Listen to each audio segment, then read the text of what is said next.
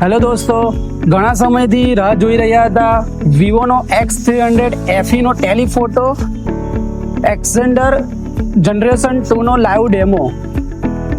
તો એ તમારે એક્સપિરિયન્સ કરવો હોય તો મોબાઈલ હબમાં તેનો લાઈવ ડેમો અવેલેબલ છે.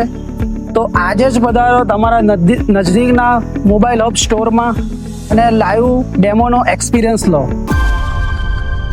દરેક જરૂરિયાતનું એક જ હબ એટલે મોબાઈલ હબ.